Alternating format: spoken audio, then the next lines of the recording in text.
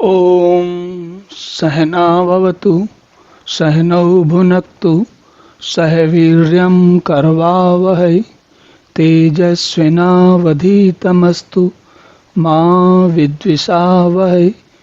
ओम शांति शांति शांति। हरि ओम।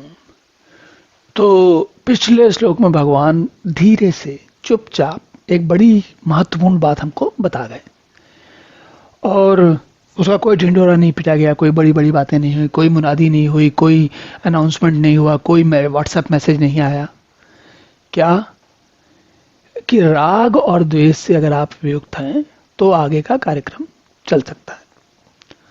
अब इस श्लोक में स्वाभाविक है जो कुछ बताया गया उसका फल बता रहे हैं। तो देखिए क्या कहते हैं भगवान। भगवान कहते हैं प्रसादे सर्व दुखानाम हानि अस्य उपजायते प्रसन्न चेतसा ही आशु बुद्धि पर्यवतिष्ठते। प्रसादे सर्व दुखानाम हानि रसोपजायते। जो जब प्रसाद मिल जाता है, क्लैरिटी मिल जाती है, बात समझ में आ जाती है, तो क्या होता है, अंतःकरण की प्रसन्नता होती है। और जब अंतःकरण की प्रसन्नता होगी तो प्रसन्न चेतसो ह्यासु बुद्धि।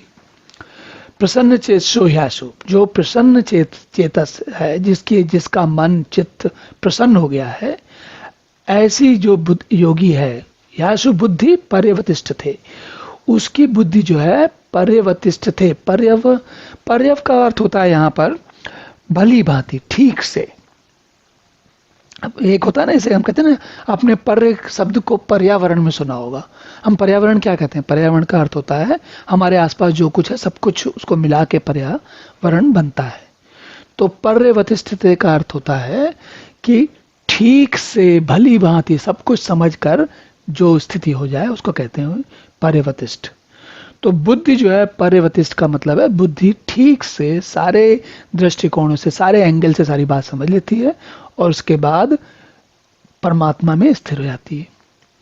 तो प्रसन्न चेतसो इसलिए क्योंकि जो चित्त शब्द है यहाँ पर कह रहे हैं प्रसन्न चित्त, चेतसो में चित्त छुपा हुआ है। तो प्रसन्न चित्त जो शब्द है उसके अलग अलग अर्थ लिए जाते हैं। यहाँ पर चित्त शब्द का अर्थ हो रहा है, उसके लिए हम आजकल चित्त शब्द के लिए जो यहाँ पर चित्त शब्द का प्रयोग हो रहा है उसके लिए हम अंग्रेजी में मूड शब्द कहते हैं। तो कहते हैं ना, चित्त अच्छा है, चित्त सुखी है, चित्त खुश है, प्रसन्न है, चित्त दुखी है, ये वो वाला चित्त है। चित्त शब्द के कई अर्थ हैं। यहाँ पर चित्त का अर्थ प्रसन्न चित्त या दुखी चित्त उससे आ रहा है। तो अब ये क्या बात कह रहे हैं भगवान, पूरी बात एक बार फिर से दोहरा के समझते हैं। तो भगवान कह रहे हैं कि जो वो 6 चीजों की रस्सी थी हमारी, कौन सी? मोह, क्रोध, फिर से सम्मोह, स्मृति विभ्रम, स्मृति भ्रंशात, वो सारी चीजें मिला के जो रस्सी थी, जब उसको हम खोल लेते हैं और उसके खोल लेते हैं तो क्या होता है, उसकी जो जकड़न होती है, उसका जो पाश होता है, उसकी जो बंधन होता है, उससे हम मुक्त हो जाते हैं। जब मुक्त हो जाते हैं तो हमें प्रसाद मिल जाता है और जो वो प्रसाद मिल जाता है उससे, देखिए यहाँ पर जो हम कह रहे हैं, भगवान कह रहे हैं कि परमात्मा में भली भांति स्थिर हो जाती है। आप परमात्मा में भली भांति स्थिर ना भी होना चाहें, आप कहें हमें नहीं चाहिए परमात्मा, तो भी तब भी आप देखिए अंतःकरण की प्रसन्नता, जब हमको ये अंतःकरण की प्रसन्नता को भी एक थोड़ा सा समझ लेते हैं। मैं ये नहीं समझता कि दुनिया में, इस पूरे जगत में, आज के समय में या किसी समय में कोई ऐसा व्यक्ति होगा, देखिए किसी ने किसी की जिंदगी देखी नहीं, इसलिए ये कहना 100% कहना कि नहीं ऐसा कोई होगा ही नहीं बहुत कठिन है।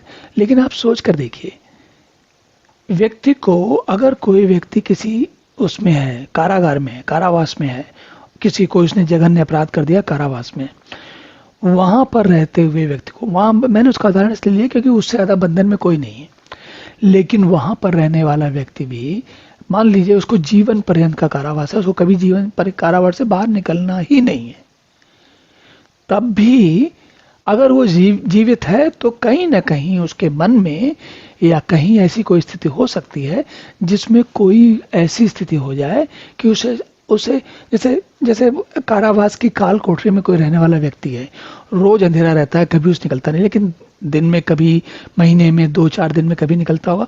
इन सारी परिस्थितियों के बाद भी कभी कभी व्यक्ति के साथ ऐसी स्थिति होती है, वह सुबह उठता है और उसको नहीं पता होता कि क्यों, लेकिन वो बड़ा प्रसन्न होता है। और मैं सुबह की बात कर रहा हूँ, ये स्थिति दिन में भी आ सकती है, रात में भी आ सकती है, किसी समय आ सकती है। और जब ये स्थिति आती है तो आप हर व्यक्ति के साथ ऐसा होता है, आपने केवल ध्यान नहीं दिया होगा, होता सबके साथ है। तो जब ये अंतःकरण की प्रसन्नता होती है, यहाँ पर इस बात का अर्थ है कि वो अपने आप अंदर से स्वयं सुखी है, प्रसन्न है, उसको ये भी नहीं मालूम कि क्यों प्रसन्न है। तो ये स्थिति जीवन में आपने, हर व्यक्ति ने निश्चित रूप से कभी ना कभी पाई होती है, हम सब जानते हैं। अगर आप याद करें, ध्यान करें, स्मृति में लाएं, तो आपको याद आएगा जीवन में कभी ना कभी ऐसी स्थितियां होती हैं हमारे। जब वो स्थिति होती है तब आपको कैसा लगता है? जब आप सुबह उठो या दोपहर में या शाम को किसी समय आप अंदर ही अंदर प्रसन्न हो रहे होते, आपको पता ही नहीं होता क्यों प्रसन्न हो रहे होते, तो आपको उस स्थिति में कैसा लगता है? स्वाभाविक उत्तर आपका होगा कि भाई अच्छा लगता है। तो यहाँ ये समझने की बात है कि आप परमात्मा में भली भांति स्थिर ना भी हों तो भी अंतःकरण की प्रसन्नता आप सभी को चाहिए ना। तो अब अगला श्लोक देखते हैं। ओम पूर्णमदः पूर्णमिदं पूर्णात् पूर्णमुदच्यते पूर्णस्य पूर्णमादाय पूर्णमेवावशिष्यते। ओम शांति शांति शांति।